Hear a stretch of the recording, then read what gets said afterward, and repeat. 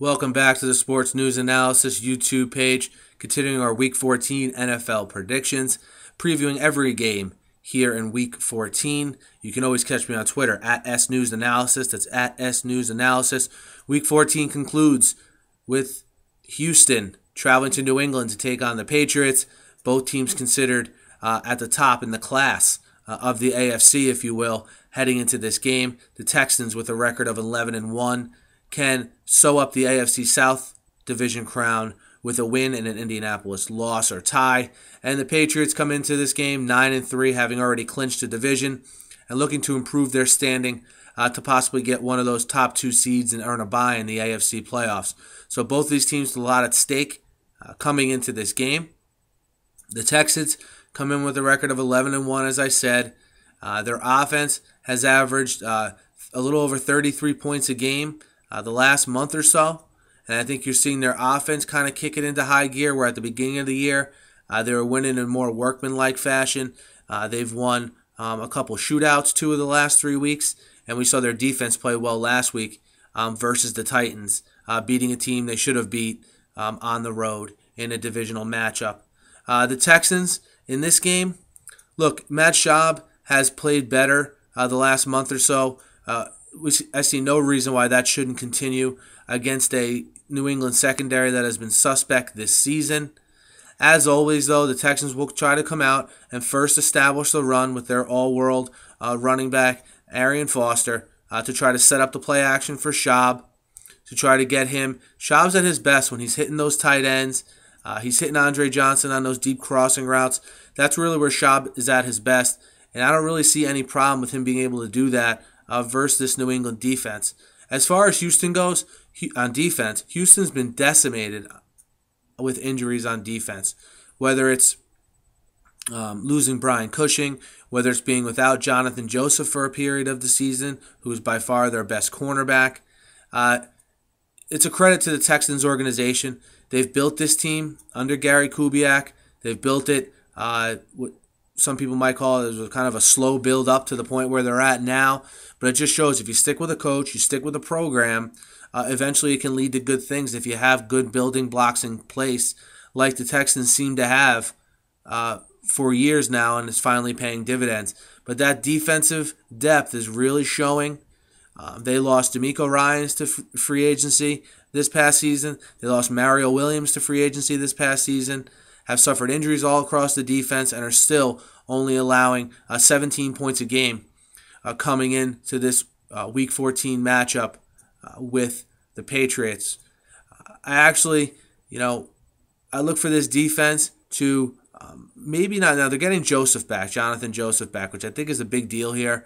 But I look for them to hold their own against the Patriots offense. The Texans defense, not so much last week versus the Titans, but we saw it versus the Lions, especially where the Texans secondary can be had as far as passing the ball goes.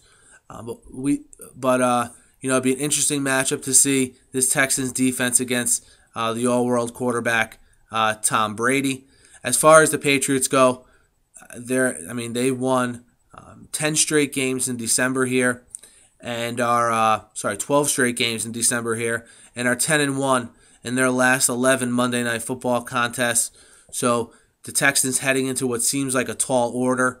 The Patriots will be without Rob Gronkowski, who I think we know now suffered a season-ending injury earlier in the season, and Julian Edelman, who also this week was put on injured reserve and will be out for the season as well.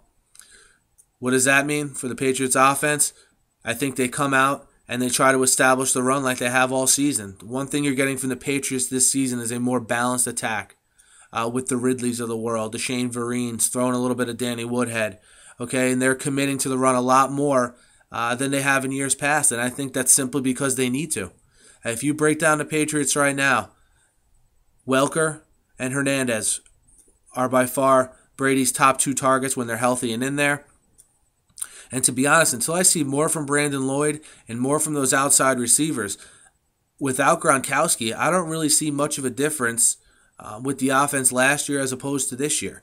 You saw what happened when the Patriots played in the Super Bowl with a banged-up Gronkowski.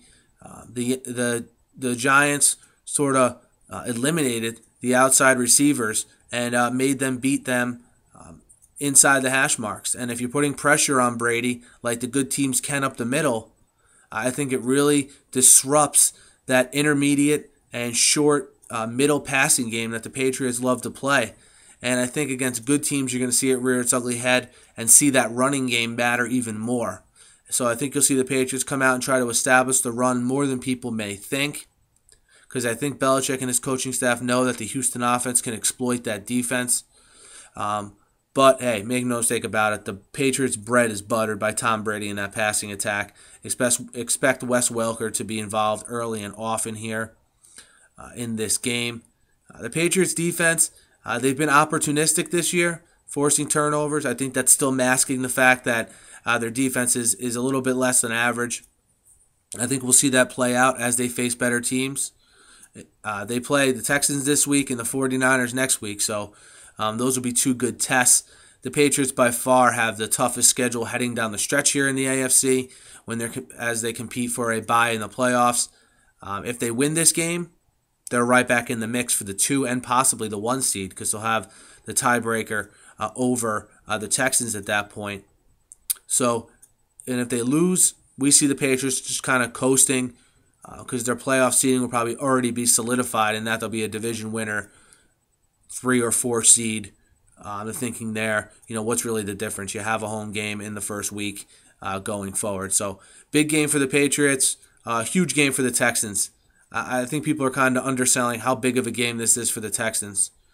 Remember, the last time they were on a national stage, was when they had trouble with the Lions. The time before that, in a very workmanlike effort, beat the Bears. The time before that, crushed by the Packers. I think the Texans are looking to make a statement on national TV before the last month of the season to kind of pronounce, hey, look, we're the best team in the AFC. We're going to go 12-1 here. We're going to wrap up home field pretty soon here, and you'll have to go through Houston if you want to make the Super Bowl. I think Houston's been waiting a long time for this moment to put their stamp on everything in the AFC here. And I know the Patriots are favored by 3, and they should be. They've been a dominant home team under the Brady-Belichick regime. They've been dominant on Monday Night Football, as I said before. They're -3, but I look for the Texans to go into New England this Monday night and beat the Patriots outright in a higher scoring game. Let's call it a 34-28 type game up in Foxborough. So I like the Texans +3 in New England to wrap up week 14. As always, you can catch me on Twitter at SNewsAnalysis, and have a good day.